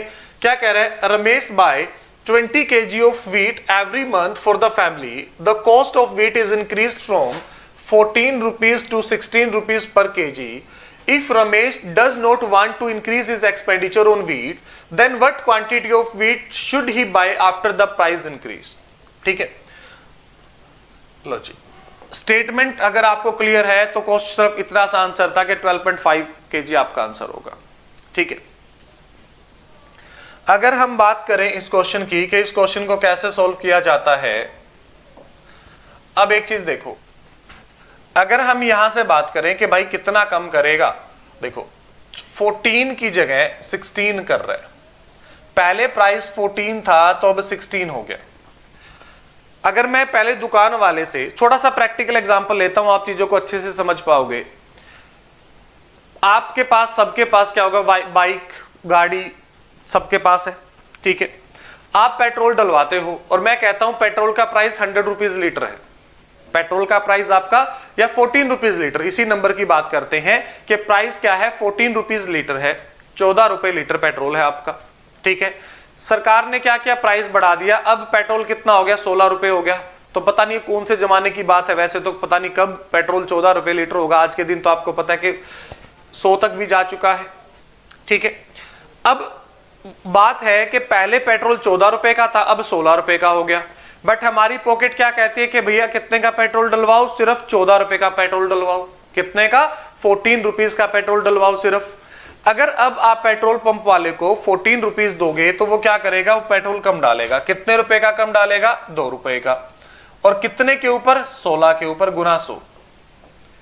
तो अगर मैं इसको डिवाइड करूं तो 1/8, मतलब वो 12.5% वेट कम डालेगा। कितना वेट कम देगा? पहले के कंपेयर में 12.5% वेट कम देगा, बट ये केजी में था ना, उसने पूछा कितने केजी। तो ये बताओ 20 का अगर वो 1/8 कम दे रहा है तो 7/8 दे रहा है, ठीक है।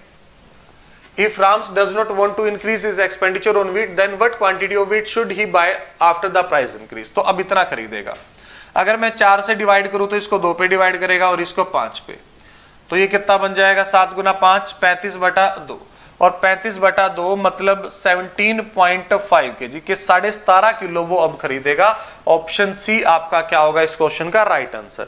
अगर परसेंटेज में पूछ लेता कितने परसेंट कम कर रहा है, तो 12.5% कम कर रहा है। कितना?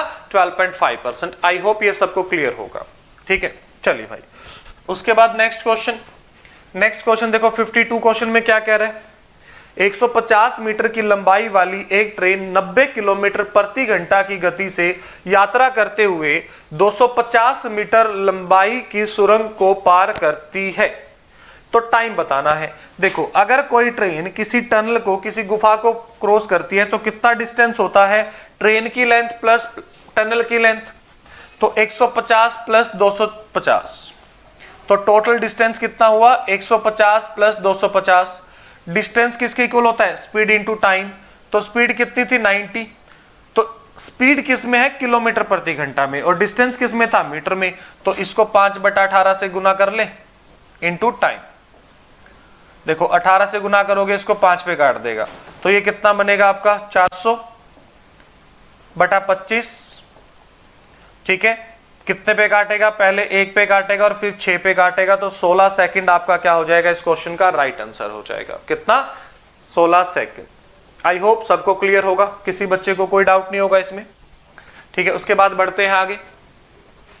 क्या कह रहे हैं, 24 मीटर लंबे, 16 मीटर चौड़े और 18 मीटर ऊंचे कमरे में रखे जा सकने वाली सबसे लंबे खंबे की लंबाई क्या होगी।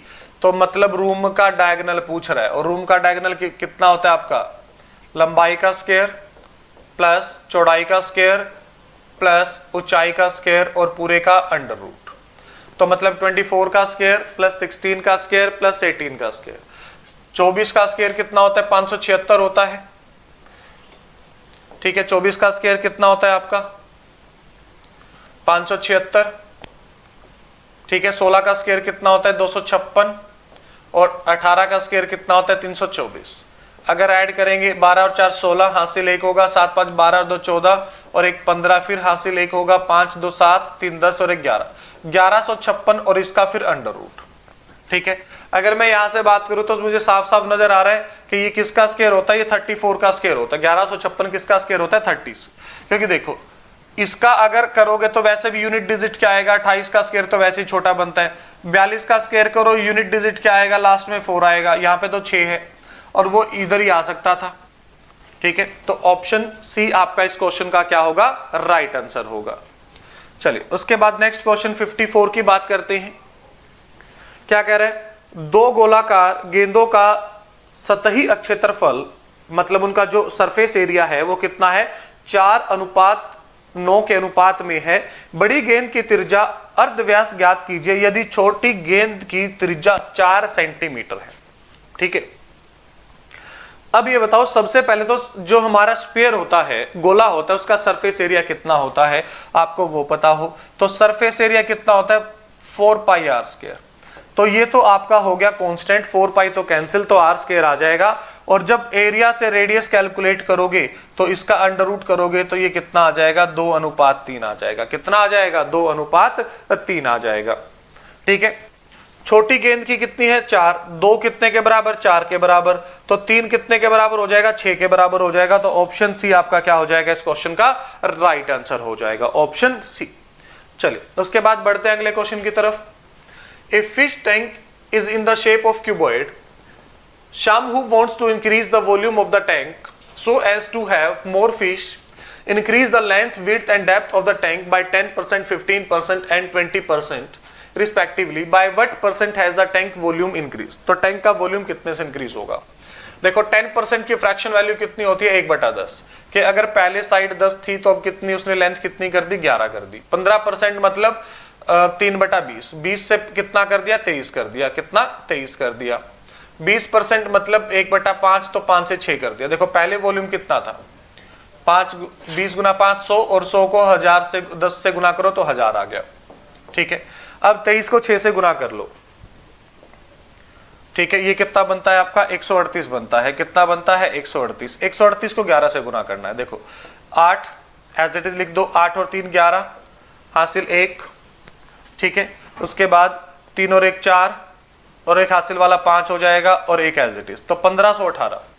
तो ये कितना हो जाएगा, 1518। तो कितना बड़ा है, ये बड़ा है 51.8 आ जाएगा। 518 बड़ा है, और इसको आप जब 10,000 के ऊपर निकालोगे तो 2 0 से 2 0 कैंसिल और 518 को जब 10 से भाग दोगे तो 51.8, ऑप्शन सी आपका इस क्वेश्चन का राइट आंसर। अगर आपको ये कैलकुलेशन ट्रिक पता है कि कैसे बड़े नंबरों को जल्दी से मल्टीप्लाई करना है तो ये क्वेश्चन बहुत आसान था फिर आपके लिए, ठीक है। चलिए उसके बाद क्वेश्चन नंबर 56। जेम्स एक कार्य को 50 दिनों में कर सकता है, पीटर उसी कार्य को 40 दिनों में कर सकता है। एक साथ काम करते हुए उन्होंने 45% काम पूरा करने में कितना समय लगेगा। देखो तो सबसे पहले तो अगर हम बात करें, जेम्स 50 दिन में करता है और पीटर आपका 40 दिन में करता है। अगर मैं 40 और 50 का एलसीएम लूं तो कितना हो जाएगा, 200 हो जाएगा, ठीक है। तो जेम्स की एफिशिएंसी क्या हो जाएगी, 4, और पीटर की एफिशिएंसी क्या हो जाएगी, 5। और मुझे सिर्फ 45% काम करना है, और इसका 45% अगर मैं 200 का 45% निकालूं तो कितना आ जाएगा, 90 काम आ जाएंगे मेरे। तो 90 काम वो 9 के एफिशिएंसी से करेंगे तो कितने दिन में कर देंगे, 10 दिन में। ऑप्शन डी इस क्वेश्चन का मेरा राइट आंसर होगा। ऑप्शन डी मेरा इस क्वेश्चन का राइट आंसर होगा। आई होप ये क्लियर होगा सबको, ठीक है। चलिए तो ये आपका मैथ का सेक्शन कंप्लीट हुआ। तो आई होप सब बच्चों का पेपर अच्छा भी हुआ होगा, और जो आंसर की आपको प्रॉपर मिल चुकी है विद सॉल्यूशन विद एक्सप्लेनेशन आपको मिल चुकी है। चलिए तो तब तक मिलते हैं कभी नेक्स्ट वीडियो में, तब तक के लिए take care, thank you so much, all the best. Hello everybody, welcome to Gyanam. हाँ जी, एचपी पुलिस कांस्टेबल का एग्जाम हुआ था 3 जुलाई 2022 को। हम डिस्कस करते हैं कि पेपर में कौन कौन से क्वेश्चन आए और आप कैसे उन क्वेश्चंस को अटेम्प्ट कर सकते थे। First question is related to series, और इस सीरीज को कैसे अटेम्प्ट किया जा सकता है, जैसे कि 40, 20, 20, 30, 60, 150। हाफ यहां पे multiply by 1, 1.5, double 2.5, next into क्या हो जाएगा, 3, है ना। तो आंसर क्या होगा, बी ऑप्शन। नेक्स्ट देखो, नेक्स्ट इज फिर सीरीज का क्वेश्चन है, लेकिन अब जो ये सीरीज का क्वेश्चन है ये थोड़ा सा टेढ़ा सा क्वेश्चन है।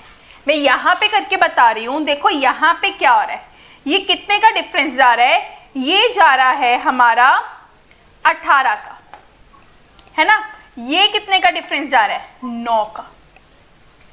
अब इसको देखते हैं 27 का। आगे कितने का आना चाहिए, 9 का, तो क्या बनना चाहिए, 351। 9 का डबल 18, यहां पे 9 का 3 गुना 27, ठीक जी। हाँ जी, नेक्स्ट क्या हो रहा है,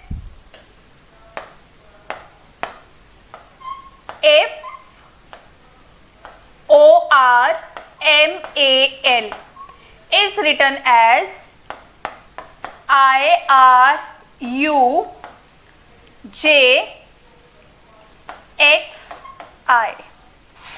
6, 9 plus 3 15, 18 plus 3 यहां पे क्या हो रहा है, -3 -3 अकॉर्डिंगली जो हमें क्वेश्चन गिवन है दैट इज बेटर।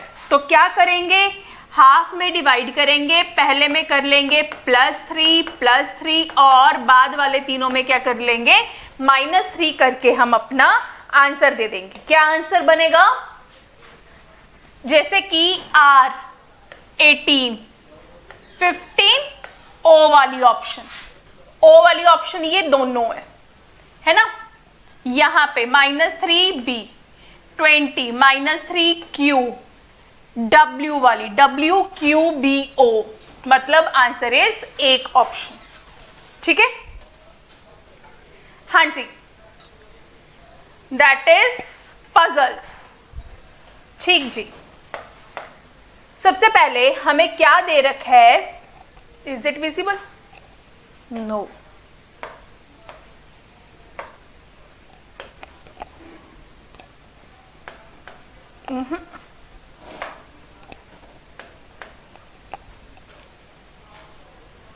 KLMNOPQ।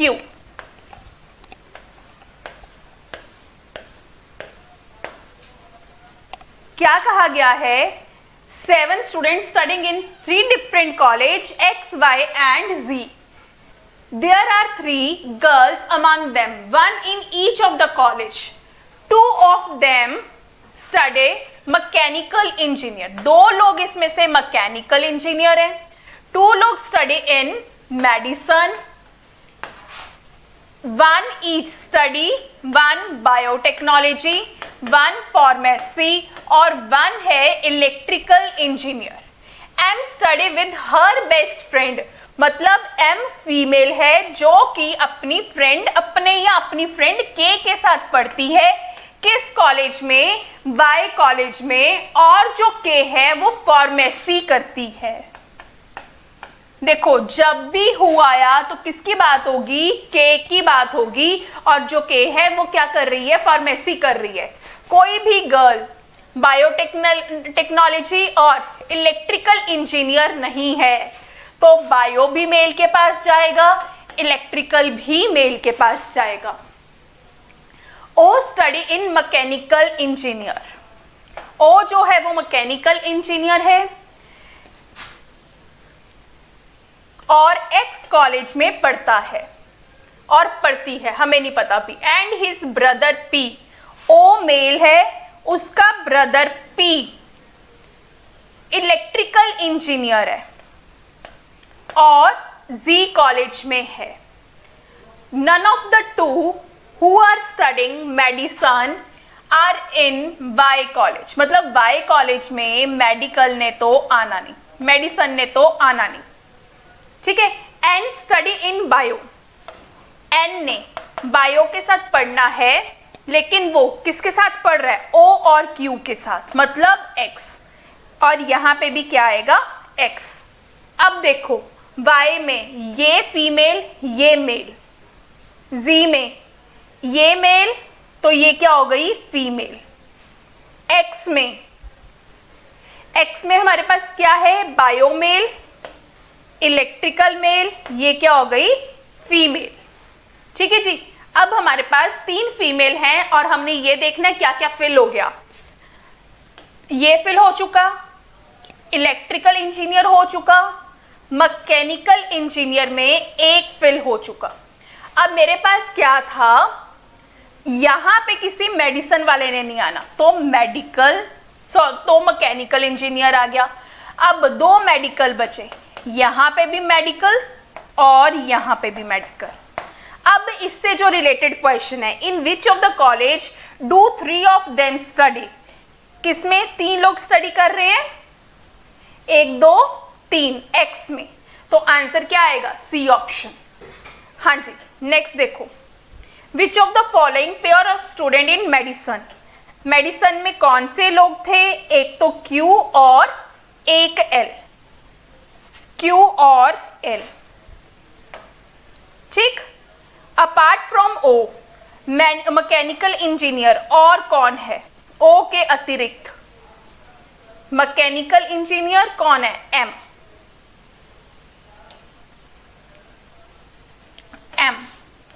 इस तरीके से इससे जो रिलेटेड क्वेश्चन है आपके वो हो जाएंगे. ठीक है जी. आगे देखो, म्यूजियम में हेड कौन होता है? क्यूरेटर. इसी तरीके से प्रिजन में हेड कौन होगा? जेलर. ठीक है. आगे देखो, मिरर इमेज. सबसे पहले 2 से स्टार्ट होना चाहिए, ये ऑप्शन तो नहीं आएंगी तो आंसर इज सेकेंड ऑप्शन. ठीक है. अगली पजल कौन कौन है? डॉक्टर जोशी,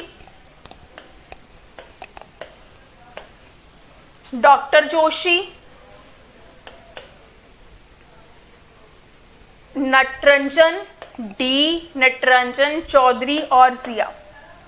ठीक है जी. 5 different subject, zoology, physics, botany, geology, history. ठीक है. और सिटीज कौन कौन सी हैं? दिल्ली, गुजरात, बॉम्बे एंड ओस्मानिया.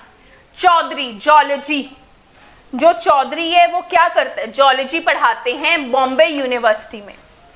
नटरंजन ना तो ओस्मानिया में पढ़ाते हैं, ना ही दिल्ली यूनिवर्सिटी में पढ़ाते हैं, ना ही जियोलॉजी पढ़ाते हैं, ना ही हिंदी पढ़ाते हैं, सॉरी हिस्ट्री पढ़ाते हैं।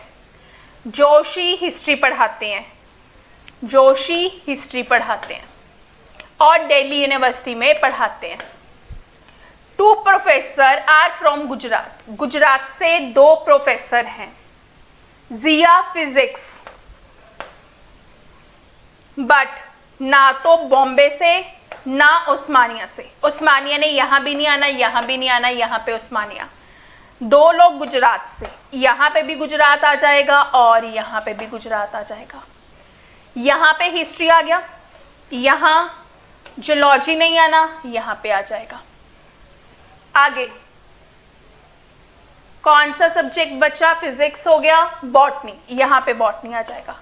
अब इससे रिलेटेड जियोलॉजी कौन पढ़ाता है? जियोलॉजी डी, ठीक है, डावर जी। आगे डॉक्टर जिया कहां पे पढ़ाती हैं? डॉक्टर जिया कहां से हैं? गुजरात से हैं, गुजरात। बॉटनी कौन पढ़ाता है? Botany,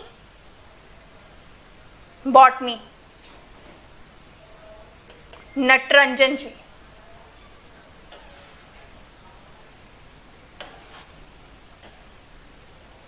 Osmania, who is from Osmania? Osmania से कौन थे? शायद डावर जी थे, डॉक्टर डावर थे। उस्मानिया, डॉक्टर डावर।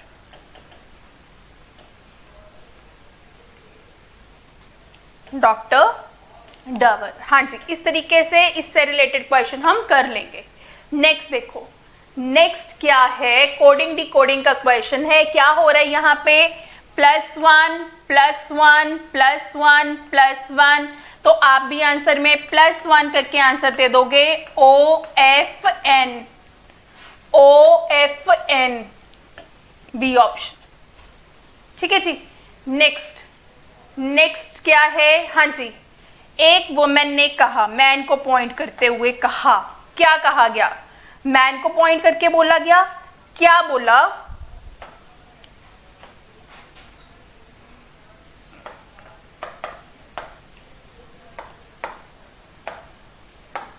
हाँ जी, मैन को पॉइंट करके क्या बोला गया? आई थिंक विजिबल है।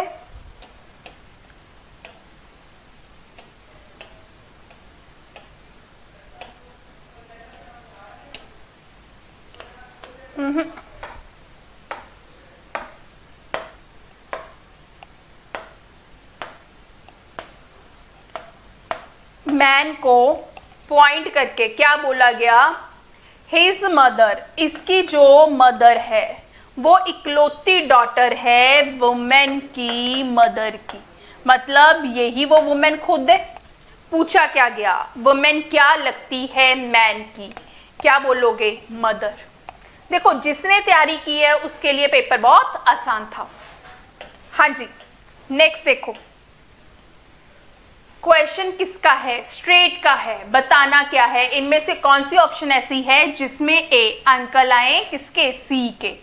तो डी ऑप्शन आपका आंसर बन रहा है। तो मैं आपको डी ऑप्शन ड्रॉ करके बता देती हूं। ड्रॉ कैसे किया जाता है? A+F, ए ब्रदर हैं एफ के, एम मतलब F% G, एफ फादर हैं जी के, G इंटू जी सिस्टर है सी की। तो ए क्या हुए? अंकल हुए किसके? सी के। हाँ जी, यहाँ पे हमारी रीजनिंग की डिस्कशन खत्म हुई। रीजनिंग का पेपर हमारा यहाँ पे खत्म हुआ। अच्छे से तैयारी करके पेपर दिया करो। इसी तरीके से हम आपको हमेशा अपडेट करते रहेंगे। All the very best. Thank you.